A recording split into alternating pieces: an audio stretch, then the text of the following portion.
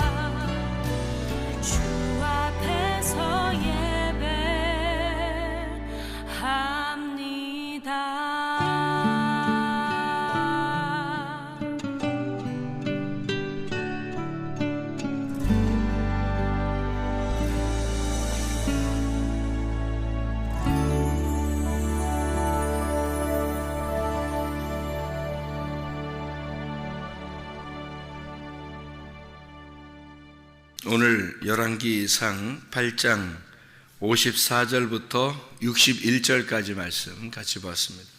열왕기상 8장 54절부터 61절까지 말씀을 같이 봤어요. 여기는 제목이 뭐냐면 솔로몬의 축복이다 이렇게 나와 있어, 그죠? 솔로몬의 축복.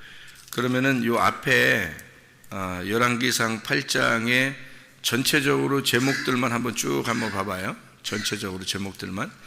열왕기상 8장에 나와 있는 그 제목들만 한번 이렇게 보면 뭐라고 나오면 언약궤를 성전으로 옮겼다 이렇게 돼 있고, 그러니까 성전 건축이 이제 맞춰진 거예요, 그죠? 성전 건축이 맞춰져서 언약궤를 성전으로 옮겼어요. 하나님 말씀입니다. 솔로몬이 이제 말을 해요. 솔로몬의 연설 이렇게 나오죠, 그죠? 솔로몬의 연설. 솔로몬이 이제 말을 이렇게 쭉 하고, 그다음에 솔로몬의 기도 이렇게 나오죠. 솔로몬의 기도할 때 22절에 보니까 어떻게 기도해요? 솔로몬의 기도하니까 솔로몬이 여호와의 제단 앞에서 이스라엘 온 회중과 마주서서 하늘을 향하여 손을 pis다 이렇게 이야기가 나오죠, 그죠? 그렇게 하고서 이제 기도를 시작을 해가지고 기도가 이제 마쳤어요. 기도를 이렇게 기도를 계속하고 그 다음에 이제 기도를 마쳤단 말이에요. 마치고서 54절에 보니까 솔로몬이 무릎을 꿇고 손을 펴서 하늘을 향하여 이 기도와 간구로 여호와께 아뢰기를 마치고 그랬죠. 기도를 마쳤다고 말이에요. 여호와의 제단 앞에서 일어나 이렇게 했어요. 그리고서 이제 백성들에게 이제 축복을 하는 그런 장면이에요, 사람들에게. 그리고서 마지막 이제 62절부터 이렇게 보면 성전 봉헌식이 있죠. 성전 봉헌식. 하나님 앞에 이제 그러니까 대출을 받거나 이자가 있거나 뭐 이렇게 한 게 아니라 봉헌을 했단 말이에요. 다 드려졌단 말이에요.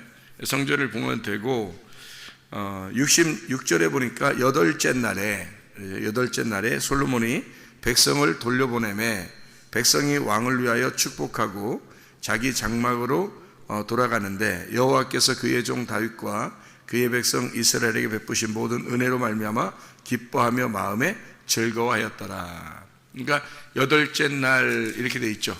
여덟째 날. 여덟째 날이라면 여러분이 여덟이라는 그 숫자가 아시죠? 여덟이라는 숫자가 어느 숫자예요? 부활의 숫자예요. 그러니까 안식 후 첫날이 몇째 날이에요? 여덟째 날이에요. 안식일 날이 일곱째 날이니까 안식 후 첫날 부활했으니까 여덟째 날이에요. 그래서 노아 홍수 나서 방주에 들어간 사람이 몇 명? 8명이 구원받았다 이렇게 나오잖아요, 그죠? 그래서 안식일이라는 게 예수님이고 7일이에요. 7일 안식일. 여섯 항아리인 우리들을 위해서 7일 안식일이 오신 거예요. 7일 안식일이 주님은 일하시고 우리는 쉬고 그렇게 하고 8일날 부활하신 거죠. 그래서 주님이 끝까지 일을 하셔서 끝까지 마지막 일이 끝나는 때가 언제냐면 십자가 못 박혀 돌아가시는 거예요. 그래서 이제 7일이 완성된 거죠. 7일이라는 안식이 완성된 거예요. 7일이라는 안식은 뭐를 통해서 오는 거냐면 십자가를 통해서 오는 거예요. 그러니까 십자가의 죽음이 안식일이란 말이에요. 그러니까 우리가 생각하는 안식하고는 좀 틀리죠. 그러니까 우리가 생각하는 건 창조가 끝나고 하나님이 쉬셨다, 안식하셨다 그렇게 하지만 성경에서는 창세기에 나오는 그 말들이 결국에는 언제 안식이 이루어지는 거냐면 십자가 못 박혀 돌아가셔야 안식이 이루어지는 거예요. 여러분도 생각을 해보세요. 기독교인들이 언제 안식이 오겠어요? 기독교인들이 언제 안식이 오냐면 죽을 때 안식이 오는 거예요.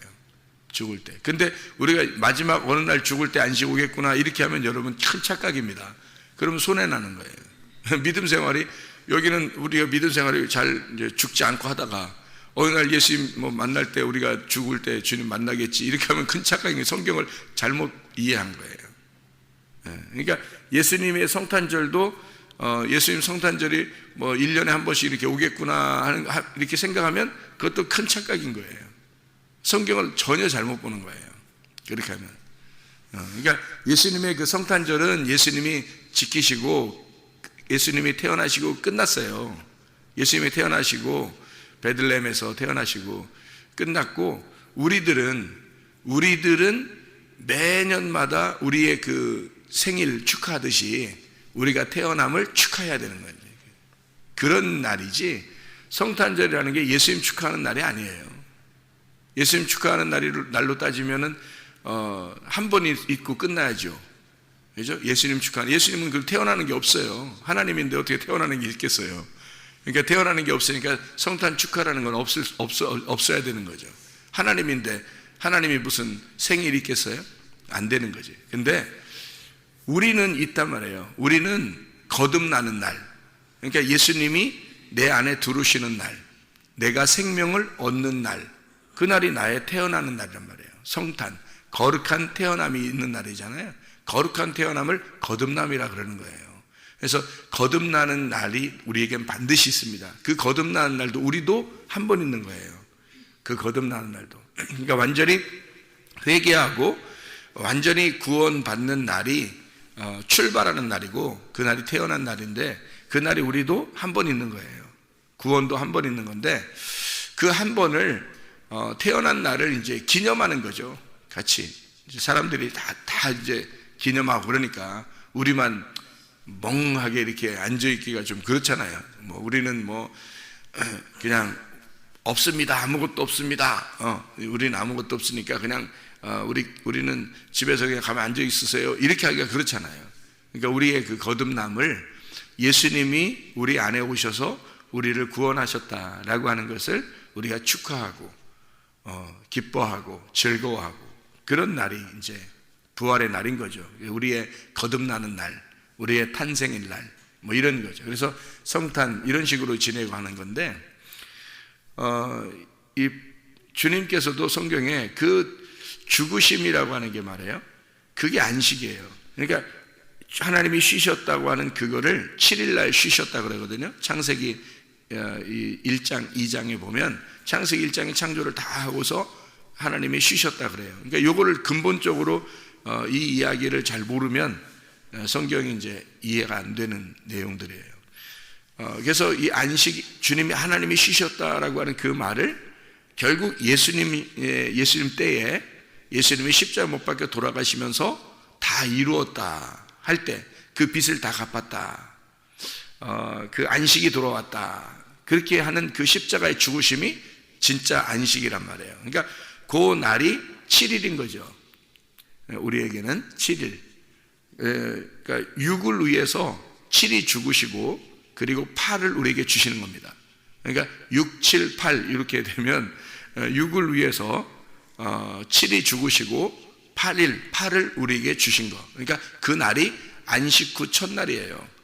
그럼 안식 후 첫날이라고 하는 게, 그러니까 안식일 날이 무덤이고요. 무덤에 있었고 안식 후 첫날 8일 날 이제 부활하셨단 말이에요. 그러면 우리에게도 8일이 있어야 되는 거예요. 8일이. 그러니까 예수의 죽으심이 우리에게 들어와야 되고, 예수의 죽으심이. 그럼 그 예수님의 죽으심은 누구의 죽음이라고 그랬어요? 나의 죽음이라고 그랬어요. 진짜 내가 죽어버리면 그러면 내게 8일이 오는 거예요.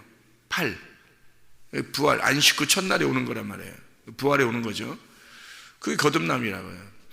그래서 예수 그리스도의 그 죽으심이 곧 우리에게는 안식이 오는 거고 우리에게는 평안이 오는 거다. 행복이 오는 거다. 이게 이제 성경의 그 딱 균형이에요, 균형. 하나님께서 정하신 하나의 규칙이고. 그래서 그 죽음이 안식이다라고 하는 것을, 그게 복음인데, 그거를 이제 말하기가, 이게 전체를 파악하지 못하면 말하기가 어려운 거죠.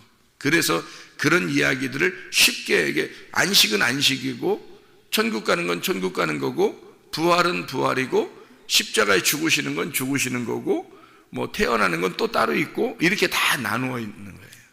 성경이 전체적으로 안 보이면, 그죠? 전체적으로 딱 보이면 창세기에 있는 안식이라는 게 십자가, 예수님의 십자가의 죽으심이었구나. 그러면 쉰다고 하는 안식이어야 되는데 죽으심이라는 거예요. 전혀 반대 얘기잖아요. 그죠? 전혀 반대 얘기라. 그런데 예수님의 죽으심이 곧 그 다음 안식 후 첫날 8일 부활을 가져오는구나. 그러면 죽으심은 무덤 안에 있었던 날인데, 무덤 안에 있는 것이 곧 그 무덤에서, 그 무덤으로 들어가는 것이 무덤에서 나오는 그 문이 열리는 것을, 이거를 부활이라 그러는구나. 그러니까 문이 닫히면 무덤인 거고 죽음인 거고, 문이 열리면 이게 부활이구나, 이렇게 되는 거죠.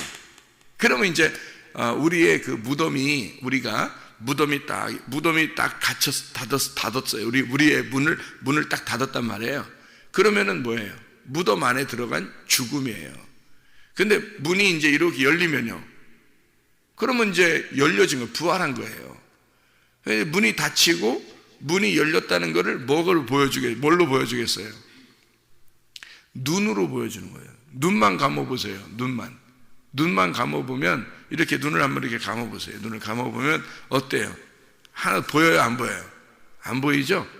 눈만 딱 다 뜨면요, 다 닫혔어요. 이렇게 다 닫힌 거라고. 그죠? 문이 닫힌 거란 말이에요. 그래서 눈을 문이라 그러는 거예요. 눈을 문이라고. 하늘의 창문이라 그러는 거예요. 눈이. 그러니까 이 몸이 온 우주거든요. 온 우주의 창문이 뭐냐면 눈이에요. 눈이 그렇게 중요한 거예요. 그래서 눈이 이렇게 닫히면 이렇게 눈이 닫아져 있으면요, 이게 다 어두워진 거예요. 그게 죽음이라 그러는 거예요. 성경에서는. 무덤 안에 있는 것이다 그러는 거예요. 근데 이제 무덤 문을 열잖아요. 무덤 문을 열으면 부활한 거예요. 속에 시체가 없는 거예요. 문이 열리면 죽은 게 사라진 거예요. 부활한 거란 말이에요. 그러니까 문이 열렸다. 그러면 뭘로? 눈 떴다. 눈 떴다. 눈 딱 떴다. 그러면 이제 죽음이 없어졌잖아요. 그러니까 그래서 예수님이 오셔가지고 소경의 눈을 자꾸 떠주게 하는 거예요. 소경의 눈을 뜨게 하죠. 그게 사람들, 죽은 너희들을 예수님을 만나야 눈을 뜨게 된다. 문이 열려지게 된다. 부활하게 된다. 그거를 설명하는 거거든요. 그래서 죽음과 부활을 설명하려고 눈을 뜨게 해주는 거예요. 그러니까 소경들을 딱 보면 이제 예수님이 뭐라고 그러겠어요? 죽었구나 이러는 거고요. 예수님 만나가지고 너 뭘 원하느냐 그러면 눈뜨기를 원하나이다 그러죠. 눈뜨기를 원하나이다. 그럼 그 말이 무슨 말이에요? 살고 싶습니다 그 말이에요. 나 죽었는데요 살고 싶습니다. 나를 무덤에서 꺼내줄 자가 없습니다 그 말이에요. 그러니까 예수님이 어떻게 무덤에서 나도 너에게 눈을 뜨길 원하노라. 그래서 눈을 뜨게 해주죠. 무덤에서 끄집어내 준단 말이에요. 이해가 되겠어요? 이게 부활이라고. 이게 이제까지 너의 육신으로 살고 있었는데 눈을 뜨게 되었다. 드디어 태어났단 말이에요. 그걸 성탄이라 그러는 겁니다. 그러니까 우리에게는 우리의 성탄이 필요한 거죠. 그러니까 예수님의 성탄은 분명히 있었죠. 2000년 전에. 그죠? 그런데 우리의 성탄이 필요한 거예요. 우리의 성탄은 눈을 뜨야 되는 거예요. 눈을 뜨는 것이 우리의 성탄인 거예요. 죽음에서 부활하는 것이 우리의 성탄인 거예요. 그러니까 우리가 눈이 닫혀 있어서 안 보이던 말씀이 진리의 말씀을 듣고 진리의 말씀을 봄으로써 이것이 열려지는 거. 이게 우리에게는 거듭남, 성탄이라는 거죠. 이게 부활입니다. 성경의 가르침이에요, 이게. 그러니까 성경에서는 그걸 전반적으로, 그러니까 한마디로 말하면 죽음이 있는 곳에는 부활이 있는 거예요. 그러니까 예수님이 죽으시면 우리가 부활하는 거죠. 그러니까 우리가 예수님이 누구 때문에 죽었다고요? 우리 때문에. 그러니까 내가 죽는 곳에 부활이 있는 거예요. 내가 죽는 곳에 부활이. 그러니까 사람들은 그 말을 잘 안 하고 죽음은 따로 있고 예수님이 죽으셨으니까 우리는 부활했고 뭐 예수님 부활하고 같이 부활하고 그러면서 예수님 죽으면 저쪽, 부활은 이쪽, 그 다음에 태어나면 저쪽 이렇게 생각한단 말이에요. 천국 가는 것도 저쪽에 있고 그러니까 다 다르게 생각하는 거예요. 그럼 성경이 이해가 안 되죠. 그렇게 하면 성경 전체를 파악을 못한 거예요. 그러니까 죽음 자체가 부활이에요. 우리에게는. 그러니까 그 바리새인들을 이렇게 예수님 만나잖아요. 그럼 만나면은 예수님이 어떻게 해요? 그 사람들 눈 떴다고 그러니까 우리가 무슨 소경이야 뭐 이러니까 이제 예수님이 뭐라 그래요? 너희들 눈 떴다 그러니까 내가 나를 만나면 소경되게 만들 거다 그렇게 하죠. 그죠? 근데 소경들은 어떻게 해요? 눈 감았으니까 소경들은 눈 뜨게 만들어 준다는 거예요. 그러니까 소경이라고 그러면 눈 뜨게 만들어 주고 눈 떴다 그러면 소경 만들어 주는 거예요. 그러니까 이게 소경과 눈 뜬 것이 같이 있는 거라는 거죠. 소경과 눈 뜬 것이 같이 있는 거예요. 그러니까 눈 감았다 그러면 눈 떠야 되는 거고 눈 떴다 그러면 감게 해줘야 되는 거예요. 그게 같이 있는 거니까. 무슨 말이냐면 죽음과 부활이 같이 있잖아. 부활과 죽음이 같이 있는 거니까 부활했다 그러면 죽여버리고 죽었다 그러면 부활시키는 거란 말이에요. 무슨 말인지 알겠죠? 그래서 소경을 눈 뜨게 하는 거고 눈 떴다는 놈은 소경 만드는 게 하나님의 계획이라는 거예요. 같이 있는 거니까. 죽음과 부활이 같이 있는 거니까. 그게 복음이라는 거예요. 이게 성경의 복음이라는 거예요. 죽음과 부활이. 왜 십자가와 부활을 부활, 이 복음이라 그러잖아요. 고린도전서 15장 1절부터 4절에 그게 복음이에요. 십자가와 부활, 이게 복음이에요. 이게 같이 있는 거기 때문에 그런 거예요, 성경에서. 그래서 우리는 안식한다, 부활한다, 이것이 곧 죽음을 말하는 거예요. 우리의 죽음, 육체적인 죽음이 오면 안식하는 거예요, 여러분. 근데 예수님 오실 때까지 기다렸다가 언제 우리가 또 죽는 날 기다렸다가 그때 죽으면 부활하겠지, 이렇게 생각한다고 사람들이. 그러면 진짜 예수님 그 전에 못 만났으면요, 진짜 죽음이 없었으면, 자기한테 진짜 죽음이라는 회개가 없었으면 그 사람은 꽝 된다니까. 꽝. 예수님 만날 때는 꽝 되는 거예요. 왜 나를 이렇게 내가 예수의 이름으로 내가 주님의 그 십자가를 내가 붙들고 내가 주님의 이름으로 귀신을 쫓아내고 주님의 이름으로 내가 봉사하고 주님의 이름으로 예배드리고 주님의 이름으로 내가 이것도 하고 저것도 했는데 주님이요, 도무지 내가 너를 모르겠다 그래. 왜냐하면 너는 죽은 적이 없어. 너는 열심히 예수의 이름으로 막 한다겠는데 너는 죽은 적이 없어. 네가 죽은 적이 없다고. 네가 죽는 날이 부활인데, 네가 죽는 날이 태어나는 거고, 네가 죽는 날이 안식인데 그 십자가를 네가 지질 않았어. 네가 죽질 않았어. 다시 말하면 회개하지 않았어. 너는. 나는 너를 모르겠어. 네가 하나님의 아들이 돼야 내가 알아볼 텐데, 하나님의 아들이 하나님의 아들을 알아보는데 너가 육체니까. 예수님은 벌써 부활하셨는데, 죽음을 다 육체를 죽으시고 부활하셨는데 네가 육체로 살고 있는데 내가 어떻게 너를 알아보겠냐 이거야. 내가 너 도저히 모르겠다 이거지. 하나님의 말씀이라는 영이 어떻게 육체를 알아보겠어요? 모르는 거죠. 영은, 하나님의 영이라는 말씀은요, 영을 알아보는 거예요. 영 안에서 부활한 자를 알아보는 거예요. 그렇기 때문에 죽지 않았는데 어떻게 부활이 있겠냐고요. 그럴 수 없죠. 그래서 그런 사람은 여기서 그런 그 부활을 경험하지 못하고 있으면요, 몸과 마음으로 주님의 말씀을 깨닫지 못하고 있으면 어느 날 주님 만날 수가 없단 말이에요. 그래서 여기에서 그 부활하신 그 주님을 여덟째 날을 만나고 있어야 되는 거예요. 여기에서. 그러니까 안식 후 첫날이 우리에게 와 있어야 된다는 거죠. 그래서 여덟째 날인 거예요. 여덟째 날은 기쁜 날이에요. 이 땅에서 지질이 궁상 떨면서 살아라고 하는 거 아니에요, 주님이. 주님이 그런 말 아니라고. 주님은 이 땅에서 너희가 즐겁고 행복하고 기쁘게 살기를 원한다는 거죠. 그걸 구원이라 그러는 거예요. 기쁘고 즐겁고 행복한 게 구원이지, 생각해 보세요. 지질이 궁상 떠는 게 그게 구원이겠냐고요.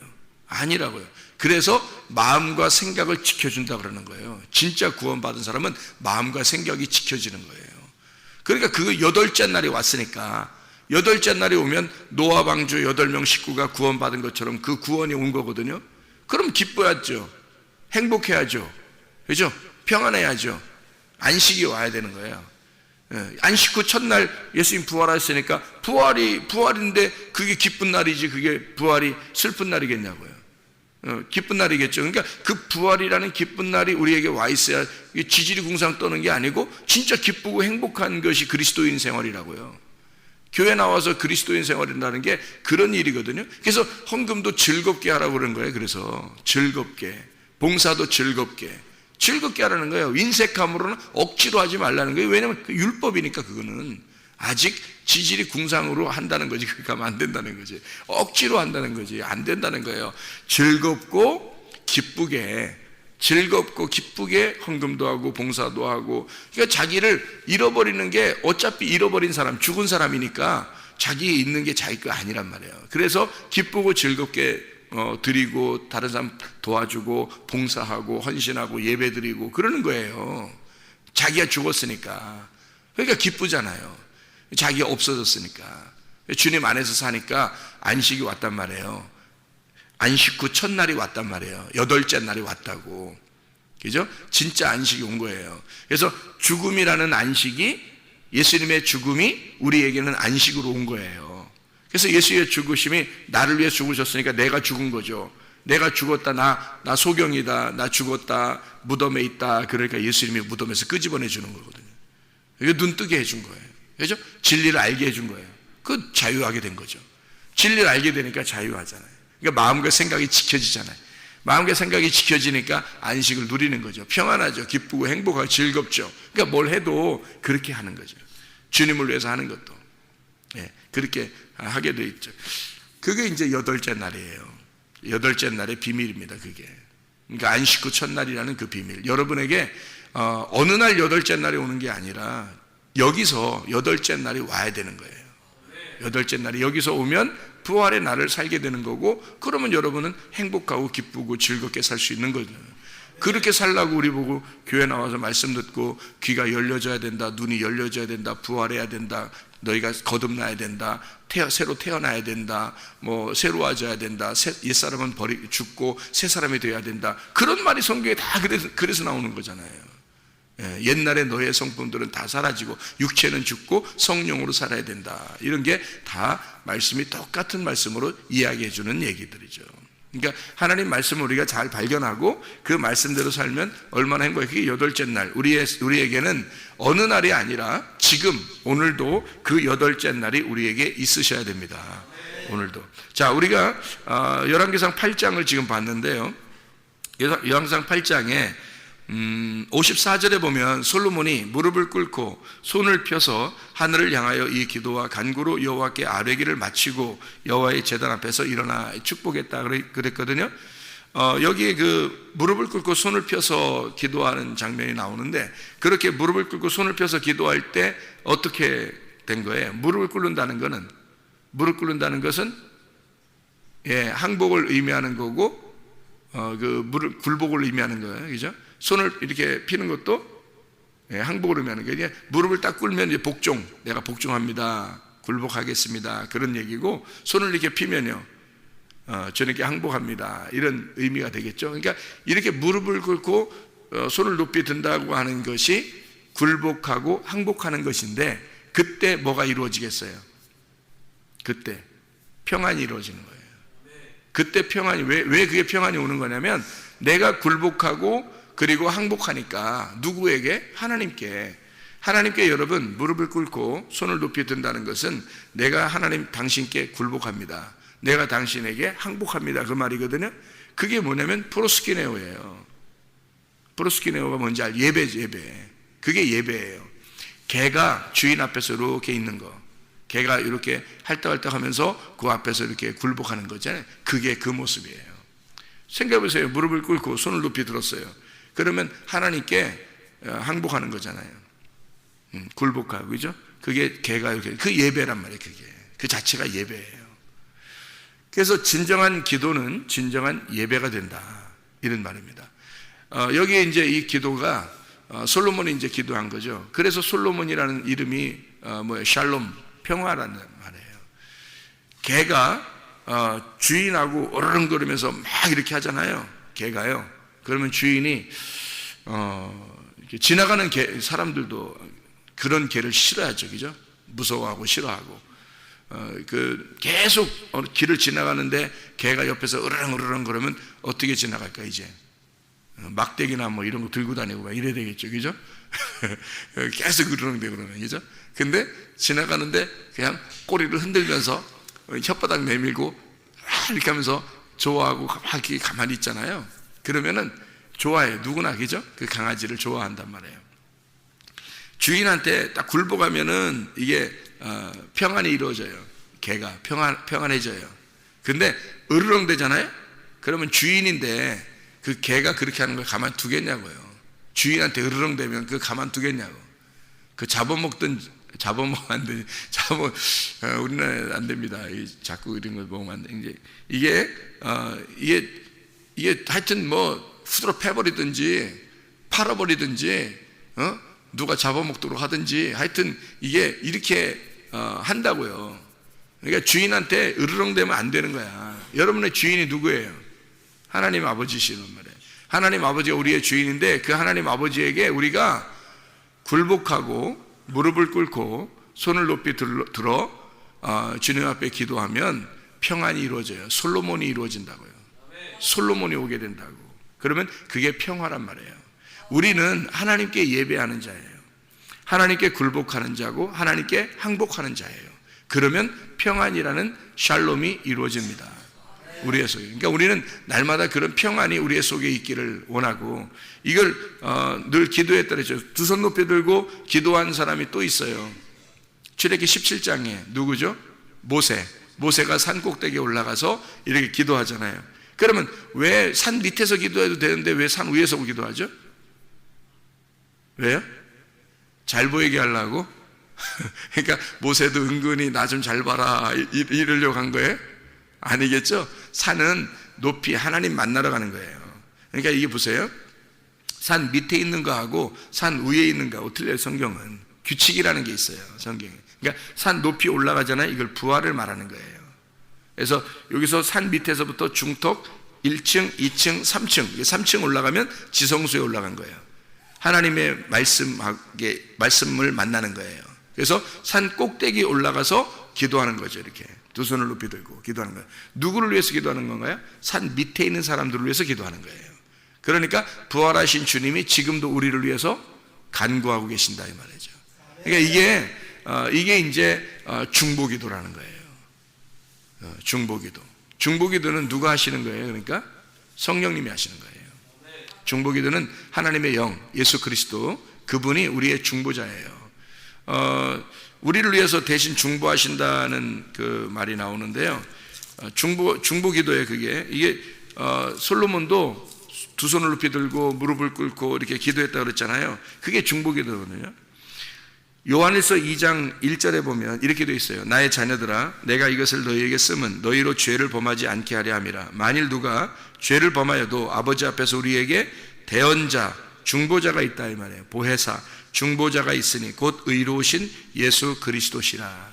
그러니까 그분이 우리를 위해서 산 꼭대기에서 부활하시고 난 다음에 하늘의 그 지성소에서 우리를 위해서 간구하시는 분이에요. 그분이.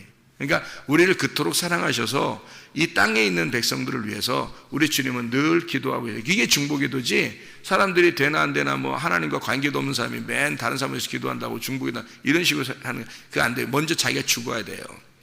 내가 죽어야 부활할 거 아닙니까? 내가 죽어야 부활한 그 사람이 하나님의 마음을 가지고 기도하는 걸 중보기도라고 하는 거예요. 자기가 죽지도 않았는데 다른 사람을 위해서 기도하면 내 기도를 잘 들어주실 거야, 이렇게 사람들이 다른 사람 자기를 위해서 기도하면 좀 이렇게 멋쩍잖아요. 자기를 위해서 기도하면 괜히 좀 이렇게 뭐랄까 좀 하나님께 자기가 좀 이렇게 좀 쑥스럽잖아. 자기 걸 얘기하려니까. 에? 그래서 이렇게 기도한다 그러더라고 사람들이. 다른 사람을 위해서 기도하면 자기 걸 들어주지 않겠나 해서 기도한다고 그렇게 또 가르치고 그렇게 얘기를 하는데 그거 아니에요.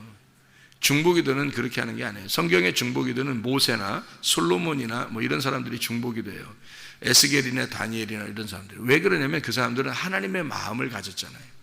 하나님의 마음을 가진 자, 하나님의 마음하고 하나가 된 자는 하나님께 손을 높이 들고 그리고 무릎을 꿇고 다른 백성들을 위해서 기도하는 거예요. 하나님께.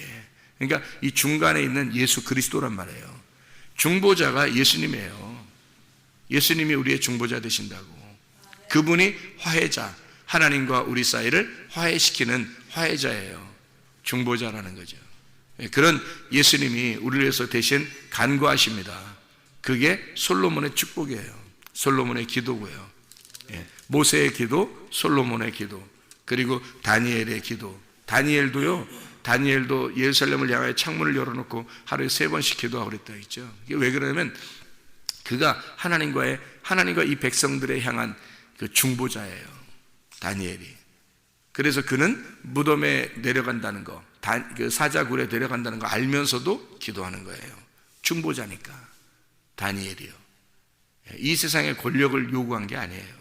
다니엘은 하나님께 기도하는 걸 더 우선시했단 말이에요. 어떤 사람만 그렇게 할 수 있다고요? 하나님의 마음과 하나가 된 사람, 성전이 건축된 자, 그 속에서 성전이 건축된 자, 이런 사람들이 솔로몬의 기도를 할 수가 있다.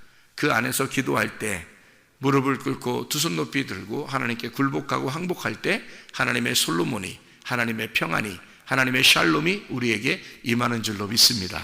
기도하겠습니다.